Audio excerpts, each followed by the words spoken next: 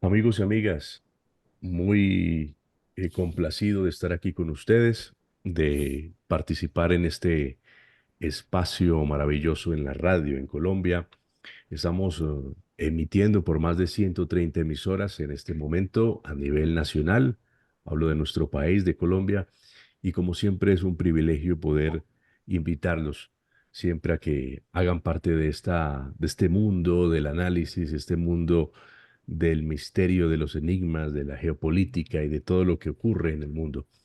Los invito que además de los que nos están escuchando en la radio y quieren de pronto seguir nuestra emisión, nuestra transmisión en nuestro canal de YouTube, nos busquen como Misterio Pandemia Diego Reyes. Así nos pueden encontrar en YouTube y pueden ver simultáneamente esta emisión. Hoy tenemos un gran invitado sobre un tema que es más que actual. Aquí lo hemos tratado durante muchos episodios sobre la situación en el Medio Oriente y lo que está pasando a nivel mundial con varios focos, si se quieren, sensibles o calientes que pueden desencadenar en una guerra de grandes dimensiones. Uno, como hemos dicho, es el tema de Ucrania y Rusia. El otro, que es el tema que nos compete hoy, es el tema de Israel y su problema o su situación actual en Palestina y lo que sucede con Irán y ese rifirrafe que se ha venido implementando allí en el Medio Oriente. Otra situación sensible que podría escalar en algo mayor es el tema de las dos Coreas, aunque ha estado como un poco en una guerra fría allí, ya en un tiempo largo. Y eh, lo que hemos venido visualizando o aprendiendo es que en estas situaciones el mundo podría estar al borde de una tercera guerra mundial, si es que ya no empezó esa tercera guerra mundial con la influencia de muchos actores como Estados Unidos, como Rusia, como China, que son las grandes potencias en la actualidad. Y un gran invitado que se encuentra en este momento, se encuentra en la vieja Europa, está en España, y él es don Daniel Bachandet. Daniel, él es analista hispano-iraní, es consultor, es analista geopolítico internacional y está con nosotros a esta hora. Daniel, gracias por atendernos y bienvenido a Colombia a través de este medio. Muchísimas gracias, un saludo a todos vosotros, a toda Colombia y sobre todo, bueno, a todos los que formáis parte de la radio colombiana. Y para mí es un placer, ¿no? De poner un poco de luz a todo lo que está ocurriendo, sobre todo en algo tan específico y yo creo que tan importante de analizar con profundidad, que son, bueno, la situación actual en Oriente Medio y sobre todo lo que es analizar la relación entre Israel e Irán, que yo creo que es verdad que ahora mismo estamos viendo una escalada en el conflicto, no se sabe hacia dónde vamos a ir, pero sinceramente merece la pena profundizar un poco sobre las relaciones entre Israel e Irán, sobre todo a partir de la misma creación, ¿no?, del Estado de Israel. Porque a diferencia de lo que muchos pueden creer, Irán e Israel, sobre todo hasta gran parte de lo que fue la revolución islámica, fueron aliados, unos aliados pragmáticos que ahora mismo, bueno, aquella relación, sobre todo construida a base de amenazas externas, a día de hoy es prácticamente muy difícil que volvamos a ver una relación tan estrecha como la que hubo en un pasado. Pero bueno, en geopolítica, y como bien vamos a analizar, al final priman los intereses. Los líderes políticos son, digamos, racionales en la toma de sus decisiones e impera yo creo que un objetivo, que es la de la supervivencia, tanto del Estado como de aquellos que están aglutinando el poder. Importante lo que dice nuestro invitado, Daniel Bachandet. Pero antes de empezar la conversación central, Daniel, quisiera que habláramos un poco, nos contaras un poco de tu vida. Y yo te presenté como analista hispano-iraní. Es decir, ¿tú tienes ascendencia iraní o naciste en Sí, Irán? sí, mi padre, por parte de padre soy persa y por parte de madre soy español. Con lo cual, también eso es una ventaja porque yo he vivido entre dos culturas, ¿no? Entre dos formas de ver el mundo que al final tienen mucho más en común que cosas que les separan. Correcto. Y eso enriquece mucho a la hora de perfilar y sobre todo analizar no solo conflictos, sino la vida misma, ¿no? Yo creo que cuanto más conectados estemos a diferentes culturas, diferentes visiones del mundo, creo que enriquece mucho no solo el análisis, sino cuál es ver y diferenciar entre lo importante y lo que no lo es. Yo creo que en política es muy importante hacer ese tipo de análisis, que perfiles, yo creo, mixtos y sobre todo aquellos que han estado integrados desde muy pequeñitos en diferentes contextos familiares, escolares, bueno, al final es muy importante tener esa diversidad bueno, y se plasma en el hacer político. Y sí, bueno, yo me he criado en lo que es en estas dos culturas, que yo siempre insisto, tienen mucho más en común que cosas que nos separan, y yo creo que eso es lo que me ha permitido pues llegar hasta el día de hoy, claro, con un impulso a la hora del saber, sobre todo a la hora del conocer, que yo creo que eso es lo que nos mueve a todos, y aquellos que tienen, yo qué sé, lo que se dice inquietudes políticas, pues bueno, al final eso se va profundizando y desarrollando con el paso del tiempo. Bueno, la península ibérica por muchos años, por muchos siglos, fue árabe, ¿no? Y la influencia, tenemos que visitar Granada, por ejemplo, Ujú.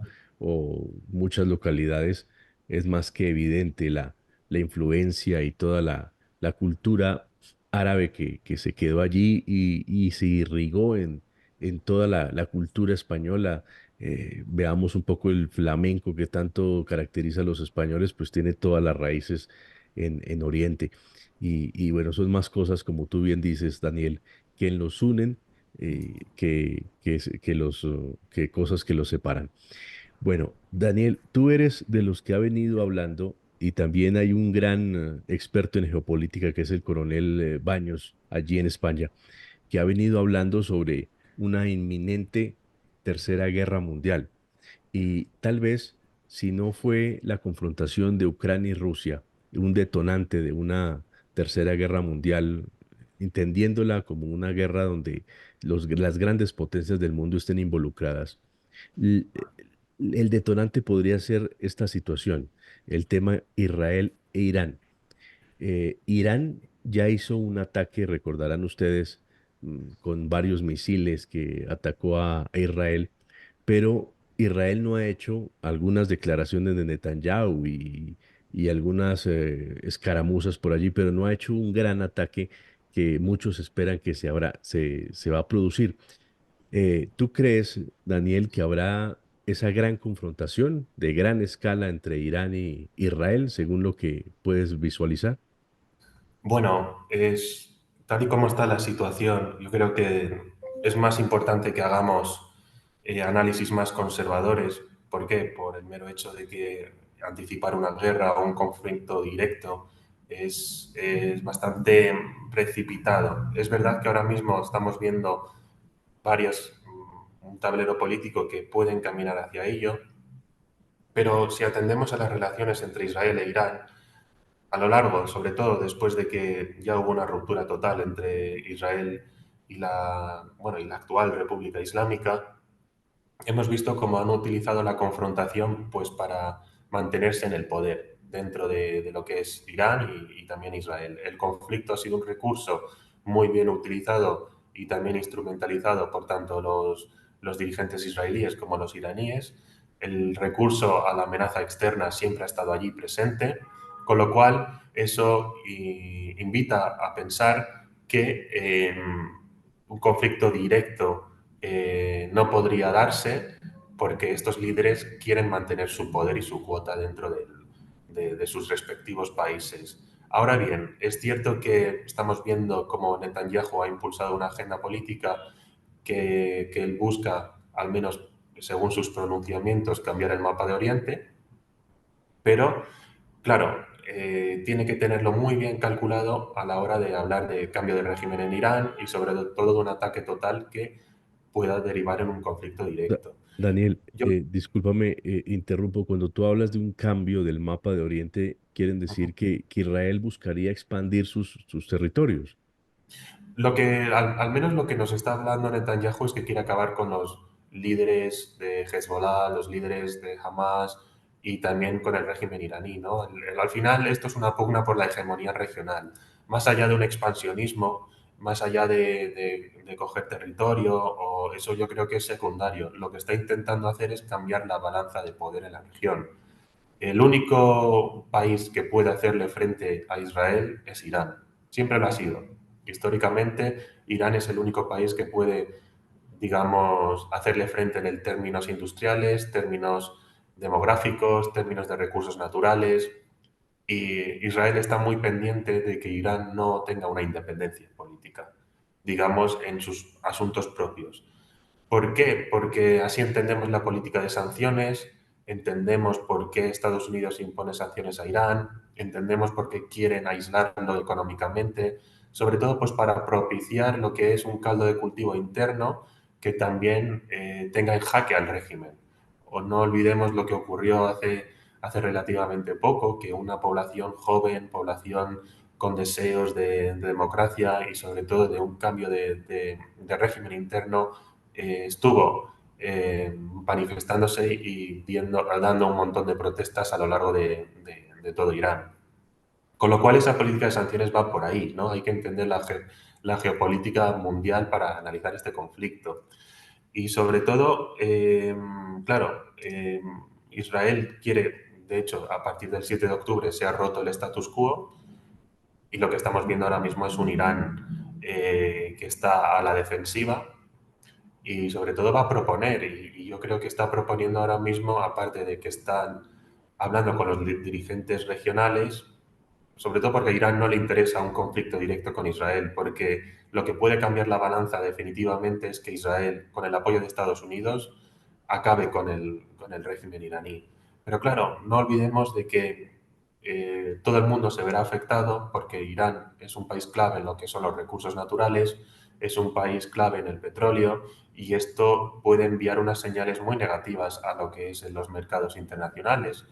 Vimos cómo Biden dio unas declaraciones respecto a los posibles targets que incluían, ¿no?, los sitios donde había petróleo en Irán y automáticamente vimos cómo el precio del petróleo subió. Con lo cual, a nadie le interesa una guerra. Netanyahu tiene que estar, yo creo, evaluando una respuesta que, vamos, sin el apoyo de Estados Unidos no podrá acabar con el régimen, al menos eso es lo que vemos en los análisis, y sobre todo algo que yo creo que pasa muy desapercibido, y es que tanto los dirigentes israelíes como los iraníes no han entrado en pánico. Y las guerras normalmente se producen cuando uno de los dos entra en pánico y deja que las decisiones las tome el otro. Yo creo que Irán ha estado muy inteligente, calculador y Israel también. Con lo cual no hemos visto una respuesta directa después de los ataques y eso invita a pensar que se están tomando las decisiones, digamos, unas decisiones claras, unas decisiones que no invitan a pensar que va a haber un conflicto directo. ¿Por qué? Porque el margen de maniobra del régimen iraní, como ya te he comentado, es menor, el eje de resistencia está débil, pero claro, Israel necesita el apoyo de Estados Unidos y ahora mismo con unas elecciones yo creo que a Biden no le interesa y al final volvemos a lo mismo. Eh, es importante destacar que este conflicto nos deja otra clave y yo creo que otra enseñanza, y es que en momentos de crisis, para evitar un conflicto directo, los dirigentes se vuelven más creativos a la hora de sus respuestas, ¿no? La respuesta iraní, cohetes, calculado, con mensajes directos a los países de la región, con intentar que esa confrontación no lleve a un conflicto directo. Lo mismo hemos visto con Israel, ¿no?, atacando autoridades concretas iraníes, acabar con los líderes de Hezbollah y Hamas, porque esta es otra clave.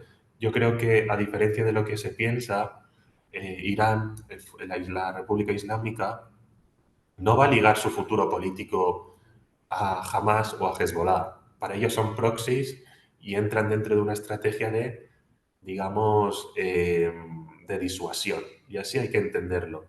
¿Por qué? Porque Irán sigue otras claves políticas, otras dinámicas, y hemos visto cómo Hezbollah y Hamas, pues al final el apoyo iraní que tanto se reivindicaba en momentos de crisis no ha ocurrido. Con lo cual, yo creo que entendiendo eso podemos hacernos un mapa sobre a dónde vamos. Y bueno, tenemos que estar pendientes, las guerras nadie lo puede predecir, nadie, y yo creo que lo sensato y lo más coherente es rebajar un poco, ir a lo que realmente importa y entender que es verdad que hay una agenda política por parte de Netanyahu que es claramente desde Israel como se ve, pero aquí hay muchos países implicados y estamos viendo cómo la diplomacia está al menos rebajando esas expectativas de conflicto directo que ya te digo que a 2 semanas de las elecciones estadounidenses todo puede pasar y todo puede condicionar. Ese factor yo creo que es Claro, clave. claro. Estamos conversando con Daniel Bachander. Él es un analista hispano-iraní. Está con nosotros en conexión desde España y le agradecemos su participación en esta conversación. También agradezco a los que nos siguen en nuestro canal Pandemia Misterio Diego Reyes en YouTube para que nos sigan y también puedan ver otros contenidos que producimos y publicamos allí. Daniel, quiero que nos remontemos un poco históricamente y hablemos sobre esa ruptura de por qué Israel e Irán, que fueron sólidos amigos comerciales, si se quiere, ahora se convirtieron en enemigos existenciales. ¿En qué momento hubo ese quiebre y qué fue lo que sucedió? Bueno, aquí hay que entender que durante la época de la Guerra Fría solo habían solo estaba Turquía e Irán como estados no árabes en la región que podían ser unos aliados fundamentales para Israel para esa amenaza del panarabismo, ¿no? Protagonizada por los líderes árabes, muy concreto por Nasser, luego vino Saddam Hussein. Existía una amenaza en común, ¿no? Que es el panarabismo y también lo que es la propia Unión Soviética. A Irán, el último Shah, le, le interesaba mucho que el comunismo no avanzara en Irán, porque el comunismo en Irán estaba muy bien organizado por parte del partido Tudeh. Entonces, tanto Ben Gurión en su momento construyó lo que es una estrategia de la periferia, que era acercarse a Irán, acercarse a Turquía, aquellos países no árabes para, digamos, desarrollar Israel, tanto económica e industrialmente, y sobre todo, pues, para, en términos de seguridad, porque date cuenta que en el 48 Israel era un país muy, muy débil, ¿no? Aunque luego hemos visto como en las diferentes guerras siempre ha salido ganador, siempre ha salido ganador, pues claramente por apoyo estadounidense. Pero vamos, ese era el miedo de Ben Gurión. Entonces, a Irán también le interesaba esta relación con Israel, pero no era una relación, digamos, pública, notoria, hasta bien entrado la época de los 60, 70. ¿Por qué? Porque al propio Shah de Irán tenía oposición interna dentro. Veamos el propio Mossadegh, que estaba en contra de lo que era el proyecto israelí, porque él veía intereses extranjeros, intereses británicos dentro de la región.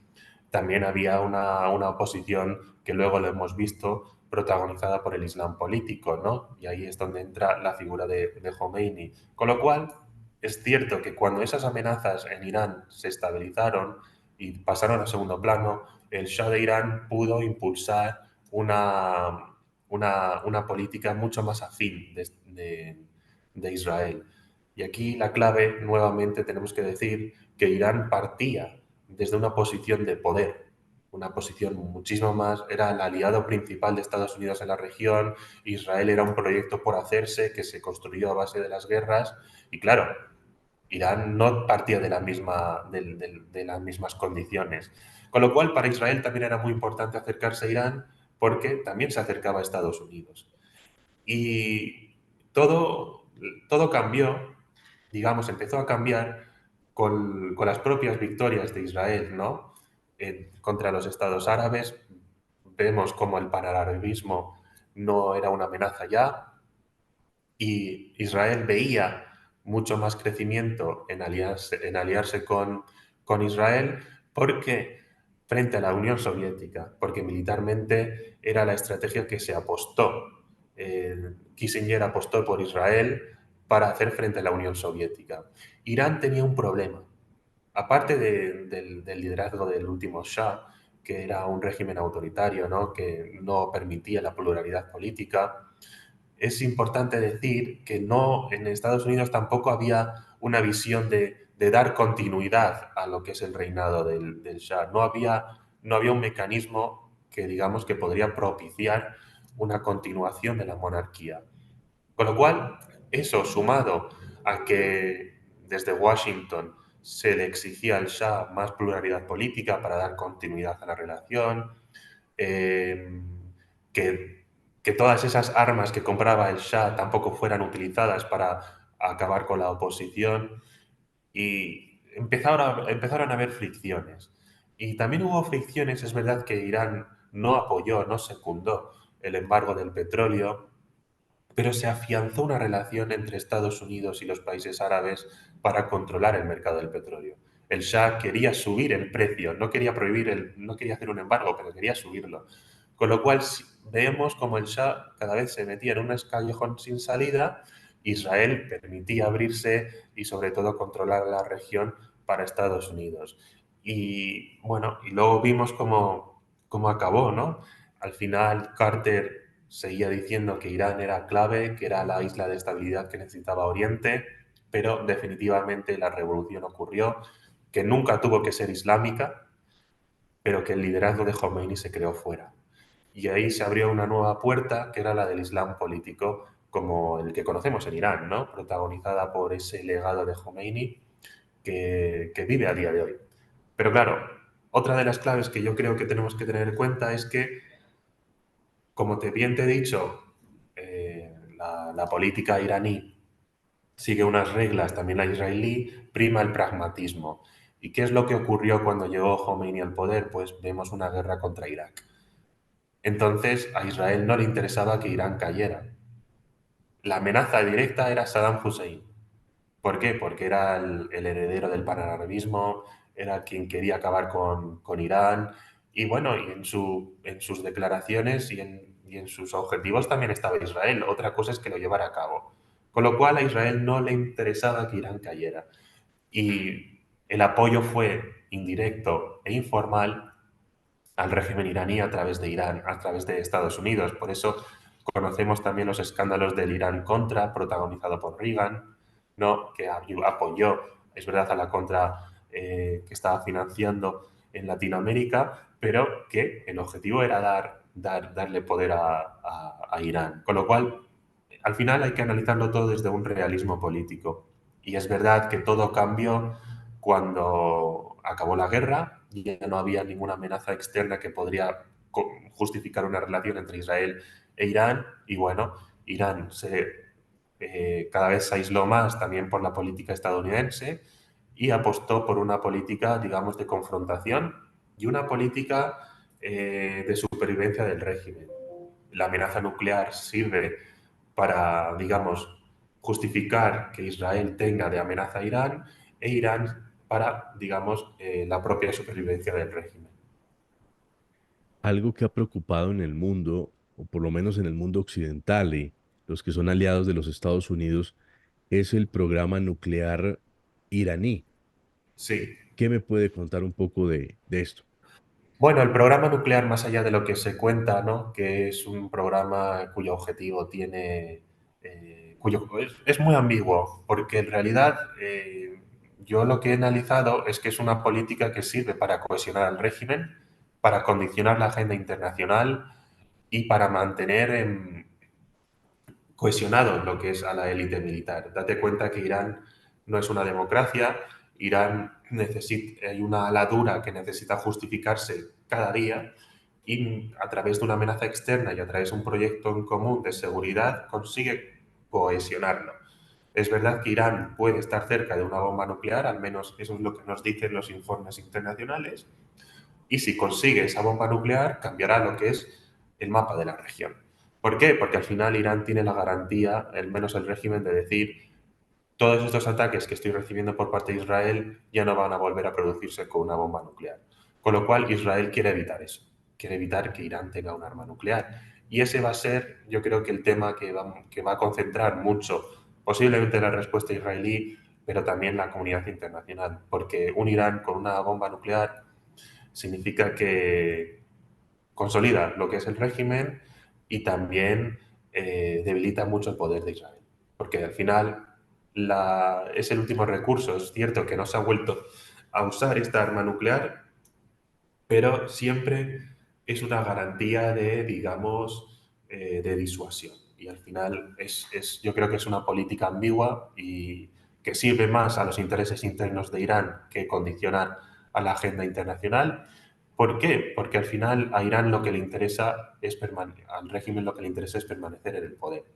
Y hacer declaraciones de que Irán quiere expandirse o que Irán quiere una guerra, yo creo que es erróneo y no es entender la lógica interna, al menos lo que nos dice la historia y lo que nos dice la política reciente, ¿no? Claro, lo cierto es que la guerra, como la entendemos hoy en día, no solo es militar, sino también es una guerra comercial y ya vemos Sí, cómo Irán hace parte ya de los BRICS, que quieren crear un bloque económico muy potente, tanto así que quieren, si se quiere, uno de sus finalidades es desplazar el dólar como esa moneda hegemónica en el mundo, ¿no? Entonces, aparece China, aparece Rusia, aparece Irán, Venezuela y otros países Brasil, que están coqueteando allí para ingresar a los BRICS y crear un bloque económico muy potente que ponga en jaque a los Estados Unidos.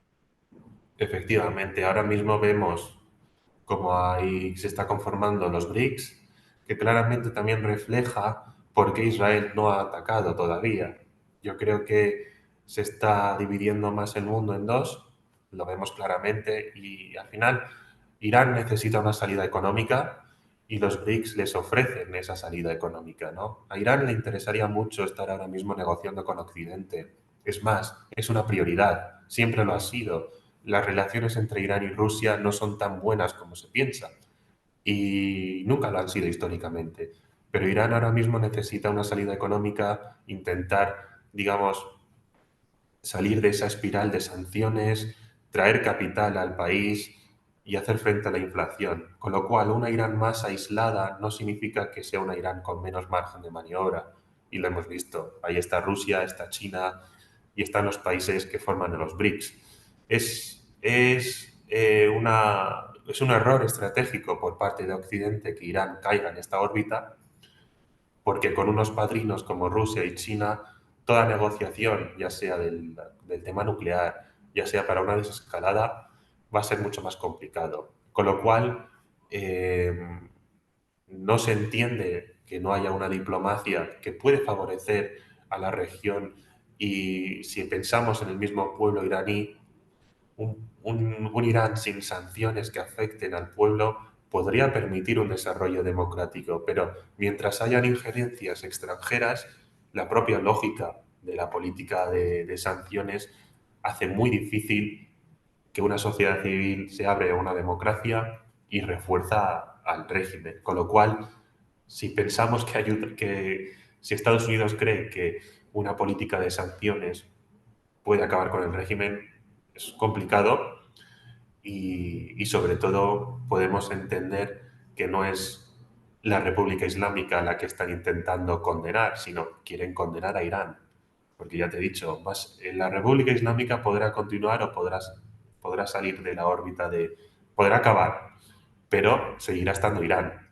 Irán es una potencia regional, económica y sobre todo de recursos naturales. ¿Y a quién le interesa que Irán sea una democracia?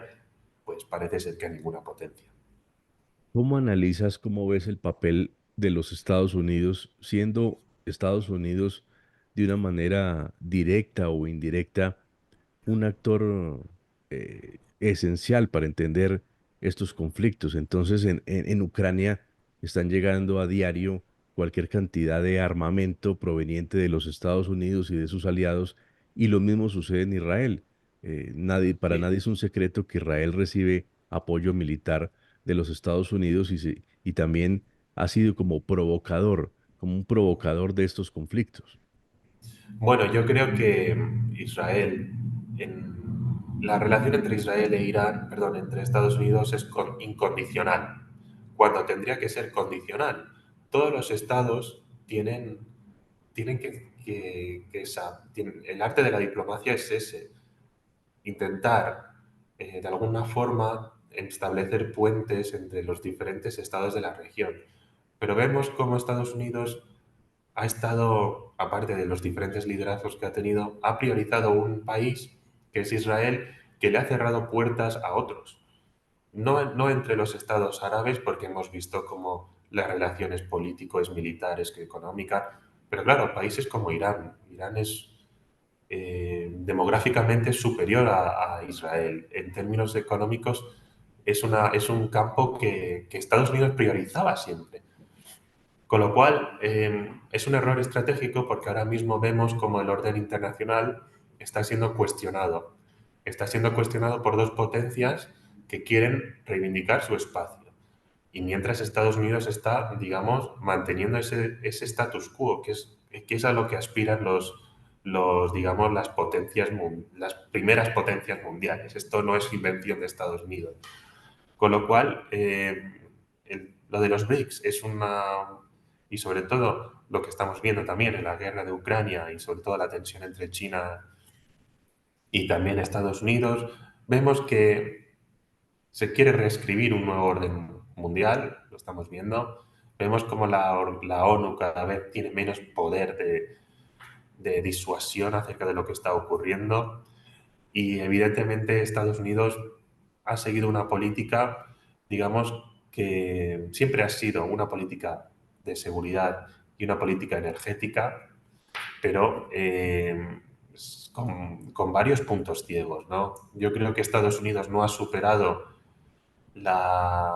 que Irán, que la revolución islámica dejara a Estados Unidos fuera de juego de Irán, que no haya habido una normalización entre relaciones, pese a que siempre ha habido canales informales, se intentó con Obama, pero hemos visto cómo lo que es la relación con Israel siempre ha empujado y ha apostado por que se rompiera esa relación. Y lo que vemos ahora mismo es, yo creo que es una región mucho más dividida, pero con muchos intereses que harían difícil que estallara un conflicto que involucrara a tantos, porque tanto Arabia Saudí, los países del Golfo, el propio Irak, los chinos y los rusos quieren priorizar la estabilidad para dar continuidad a sus regímenes.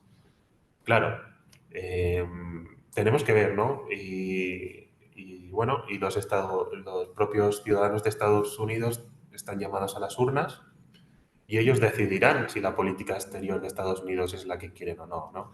Pero bueno, al final todo tenemos que estar a la expectativa, ¿no? Yo creo que la clave va a ser qué es lo que va a ocurrir el próximo 5 de noviembre. Perfecto, es Daniel Bachandet, analista hispano-iraní, un hombre que conoce muy bien esta situación en Medio Oriente y pues ya lo escuchan ustedes explicando un poco desde el punto de vista histórico y geopolítico la situación entre Israel e Irán en la actualidad. Daniel, no sé con qué le gustaría terminar esta intervención. Bueno, me gustaría dar las gracias a vuestra radio y sobre todo pues por la oportunidad de abrirme, bueno, intentar compartir un poco de estudio, de análisis y sobre todo dejar claro que al igual que el, yo creo que es importante dejar claro que ninguno de los pueblos quiere una guerra, ni el pueblo israelí quiere una guerra con Irán, ni el pueblo iraní quiere una guerra con Irán, que es muy diferente la política de lo que son los ciudadanos, que hay que dejar claro que al igual que que la República Islámica no representa lo que es el sentir del pueblo iraní, digamos, no es Irán en concreto. Yo creo que no hay que caer en estereotipos ni tampoco hay que caer en reflexiones muy cortas, ¿no? Está en juego la hegemonía de la región, hay dos países que compiten por ello e Irán va a intentar hacerlo, va a intentar, digamos, volver a adaptarse al nuevo equilibrio que se está configurando en la región. Y bueno, yo creo que yo personalmente opino que deberíamos de tener, ser más, digamos, conservadores a la hora de analizarlo, porque hablar de una guerra, sobre todo para el pueblo iraní que ha vivido la guerra de Irak, que ha vivido una revolución traumática, ya te digo yo que no quiere ninguna guerra. Y con lo cual es importante permanecer en alerta, no descartar ningún escenario y sobre todo pues hacer un llamamiento a la diplomacia. Claro. Y yo me uno a esa prudencia suya, Daniel.